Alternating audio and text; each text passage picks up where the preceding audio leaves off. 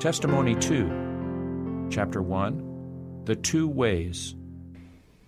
At the conference at Battle Creek, May 27, 1856, I was shown in vision some things that concern the church generally.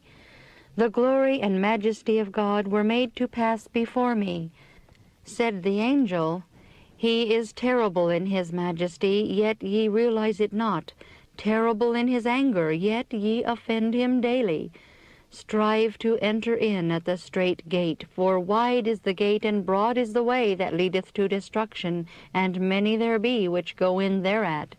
Because strait is the gate, and narrow is the way which leadeth unto life, and few there be that find it. These roads are distinct, separate, in opposite directions.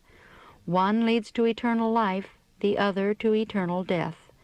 I saw the distinction between these roads, also the distinction between the companies traveling them. The roads are opposite. One is broad and smooth, the other narrow and rugged. So the parties that travel them are opposite in character, in life, in dress, and in conversation. Those who travel in the narrow way are talking of the joy and happiness they will have at the end of the journey. Their countenances are often sad, yet often beam with holy, sacred joy. They do not dress like the company in the broad road, nor talk like them, nor act like them. A pattern has been given them. A man of sorrows and acquainted with grief opened that road for them and traveled it himself. His followers see his footsteps and are comforted and cheered. He went through safely, so can they if they follow in his footsteps. In the broad road, all are occupied with their persons, their dress, and the pleasures in the way. They indulge freely in hilarity and glee, and think not of their journey's end, of the certain destruction at the end of the path. Every day they approach nearer their destruction, yet they madly rush on faster and faster. Oh, how dreadful this looked to me! I saw many traveling in this broad road who had the words written upon them, "Dead to the world, the end of all things is at hand. Be ye also ready." They looked just like all the vain ones around them, except a shade of sadness which I noticed upon their countenances. Their conversation was just like that of the gay, thoughtless ones around them, but they would occasionally point with great satisfaction to the letters on their garments, calling for the others to have the same upon theirs. They were in the broad way, yet they professed to be of the number who were traveling the narrow way. Those around them would say, "There is no distinction between us. We are alike. We dress and talk and act alike." Then I was pointed back to the years 1843 and 1844. There was a spirit of consecration then that there is not now. What hath come over the professed peculiar people of God? I saw the conformity to the world, the unwillingness to suffer for truth's sake. I saw a great lack of submission to the will of God. I was pointed back to the children of Israel after they left Egypt.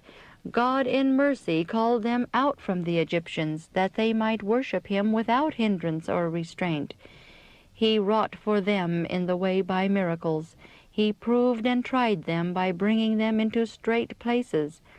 After the wonderful dealings of God with them and their deliverance so many times, they murmured when tried or proved by him. Their language was, "Would to God we had died by the hand of the Lord in the land of Egypt." They lusted for the leeks and onions there. I saw that many who profess to believe the truth for these last days think it strange that the children of Israel murmured as they journeyed, that after the wonderful dealings of God with them, they should be so ungrateful as to forget what he had done for them. Said the angel, "Ye have done worse than they." I saw that God had given his servants the truth so clear, so plain, that it cannot be resisted. Wherever they go, they have certain victory. Their enemies cannot get round the convincing truth. Light has been shed so clear that the servants of God can stand up anywhere and let truth, clear and connected, bear away the victory. This great blessing has not been prized or even realized. If any trial arises and some begin to look back and think they have a hard time, some of the professed servants of God do not know what purifying trials are. They sometimes make trials for themselves, imagine trials, and are so easily discouraged, so easily hurt. Self-dignity is so quick to feel that they injure themselves, injure others, and injure the cause. Satan magnifies their trials and puts thoughts into their minds that, if given way to, will destroy their influence and usefulness. Some have felt tempted to take themselves from the work, to labor with their hands.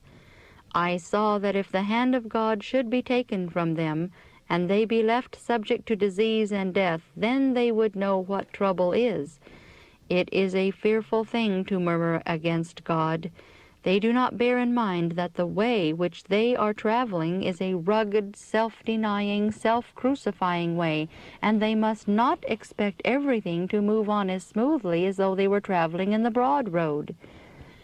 I saw that some of the servants of God, even ministers, are so easily discouraged, self is so quickly hurt, that they imagine themselves slighted and injured when it is not so. They think their lot hard. Such realize not how they would feel should the sustaining hand of God be withdrawn, and they pass through anguish of soul. They would then find their lot tenfold harder than it was before, while they were employed in the work of God, suffering trials and privations, yet withal having the Lord's approbation. Some that are laboring in the cause of God know not when they do have an easy time. They have had so few privations, and know so little of want or wearing labor or burden of soul, that when they have an easy time, when they are favored of God and almost entirely free from anguish of spirit, they know it not and think their trials great. I saw that unless they have a spirit of self-sacrifice and are ready to labor cheerfully, not sparing themselves, God will release them. He will not acknowledge them as his self-sacrificing servants, but will raise up those who will labor, not slothfully, but in earnest, and will know when they have an easy time. God's servants must feel the burden of souls, and weep between the porch and the altar, crying, "Spare thy people, O Lord." Some of the servants of God have given up their lives to spend and be spent for the cause of God, until their constitutions are broken down and they are almost worn out with mental labor, incessant care, toil, and privations. Others would not had and would not take the burden upon them, yet just such ones think they have a hard time because they have never experienced hardships.